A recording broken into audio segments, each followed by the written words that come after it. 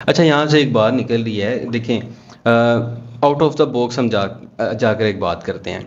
दकिया न्यूसियत की हम बात करते हैं कि कुछ बुजुर्गों ने हमें, अब मैं डायरेक्ट टारगेट नहीं करूंगा, वो फिर हमें शुरू हो जाते हैं। नहीं कुछ कर दें आप, कोई बात बस ठीक है।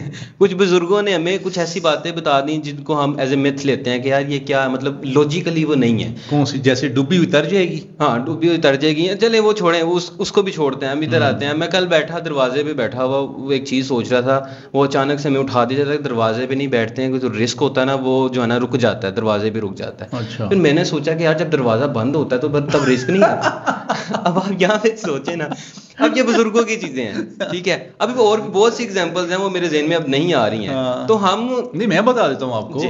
कि आप काली जूती बांधे गाड़ी के पीछे, आप इधर बाहर रोड पे खड़े हो जाएं। BMW के नीचे भी होगी।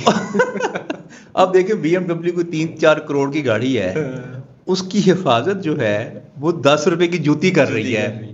देखिए ना, ये और वो कितना इलामत भी क्या है जूती जिसको है। हम अच्छी चीज नहीं समझते मारने में भी। और बाकी आपका जो दूध गिर गया और आपका वो शीशा टूट गया, अब शुगुन हो गया जी ये, और बिल्ली ने रास्ता काट लिया, हाँ, ये चीज, तेल गिर गया।